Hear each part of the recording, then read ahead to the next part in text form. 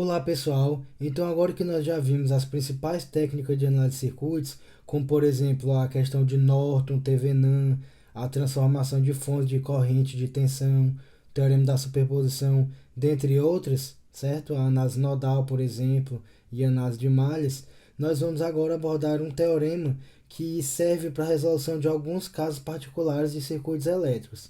É o chamado teorema de Millman. Então vamos ver agora do que se trata esse teorema. Bom, esse teorema ele vai afirmar que qualquer fonte de tensão ligada em paralelo pode ser reduzida a apenas uma fonte equivalente. Ou seja, considerem esse circuito aqui desse lado esquerdo e nós queremos transformar nesse lado direito. Então vejam bem que aqui eu tenho várias resistências em série com tensões, certo? Em paralelo.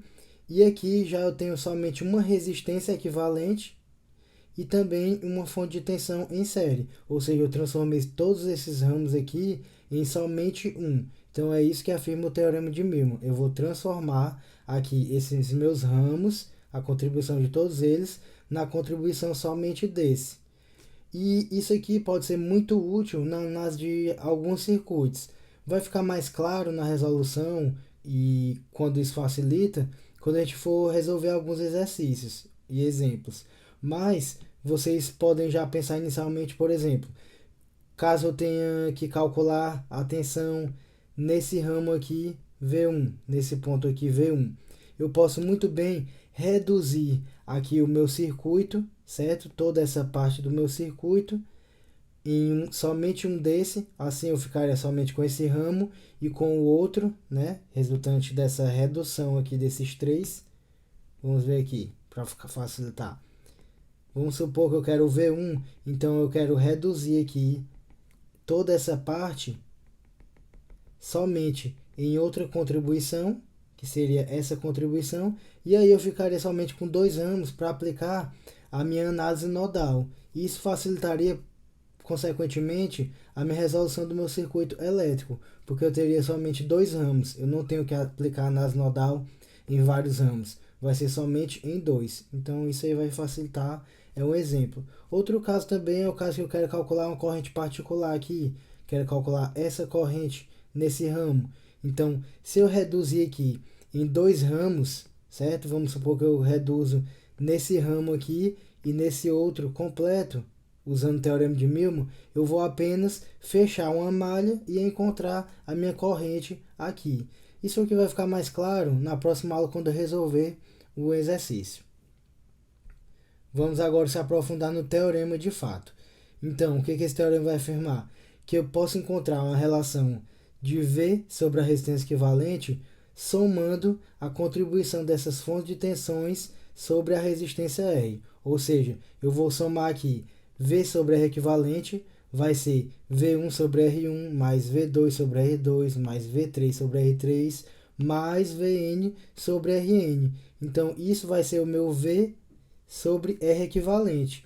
Mas qual é o meu R equivalente? O meu R equivalente vai ser justamente o paralelo entre todos esses resistores. E aí fica fácil, né? O paralelo a gente já sabe como determina. Basta a gente pegar aquele lá, os inversos das resistências, né? O inverso do paralelo é o inverso da resistência. Então eu tenho 1 sobre resistência equivalente, vai ser 1 sobre R1 mais 1 sobre R2 e assim por diante, mais 1 sobre Rn. E aí o que eu tenho que fazer? Depois que eu encontrei minha resistência equivalente, basta substituir aqui nessa minha primeira, para me encontrar a tensão. E assim eu vou ter encontrado a minha tensão V e a minha resistência equivalente que eu já tinha encontrado antes, certo? Então com isso eu reduzo todos esses ramos aqui em somente um ramo equivalente. Então é isso que afirma esse teorema muito importante. Só que vocês têm que prestar atenção em uma particularidade. Eu coloquei aqui esse retângulo justamente para facilitar a nossa análise aqui, a nossa visualização, que o sinal está trocado, nesse caso da fonte V3. É certo que esse desenho aqui, ele está igual aos outros, né? Ele devia estar, na verdade, invertido, mas observem apenas para o sinal aqui.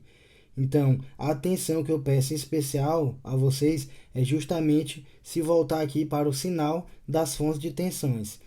Vejam aqui que eu tenho a fonte V1, que o maisinho dela está para cima, a fonte V2, que o maisinho dela também está para cima, já a fonte V3, quem está para cima é o negativo, e a Vn, quem está para cima também é o positivo. Então vejam que a minha contribuição de V3 ela é contrária à contribuição de todas as outras fontes de tensão. Então, essa é a particularidade. Quando isso acontece, eu tenho que fazer o quê? Eu tenho que, na hora que eu for somar isso aqui, eu tenho que diminuir da contribuição aqui desse ramo de V3, ou seja, vai ficar menos V3 sobre R3.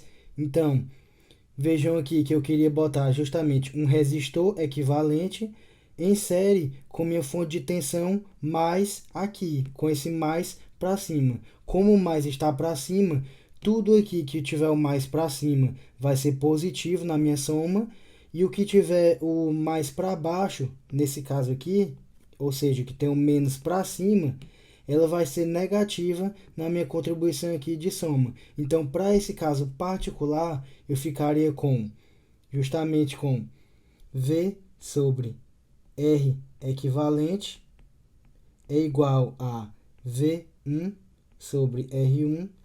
Agora vai ser menos V2, aliás, V2 não, mais V2 sobre R2. Agora vai ser justamente menos V3 sobre R3. E aí eu posso somar aqui com Vn também. Vn sobre Rn. Então vejam aqui que essa contribuição de V3 é ao contrário. Agora vamos supor aqui, só para fixar mais, que eu quero encontrar uma fonte de tensão justamente dessa forma. Eu quero o positivo agora embaixo, certo? Aqui vai se tornar negativo. Vou até botar um menusão gigante aqui. Aqui agora vai ser negativo. Tá meio feio, mas dá para entender.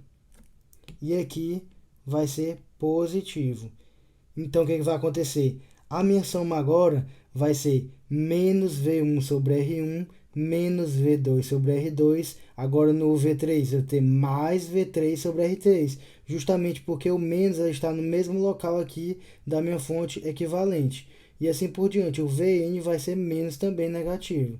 Então vejam aqui que o que importa é eu olhar para essa fonte equivalente que eu vou encontrar, e todas as fontes que estiverem com o sinal trocado, eu vou trocar na minha soma. Ao invés de ser uma soma, vai se tornar uma subtração aqui na minha expressão.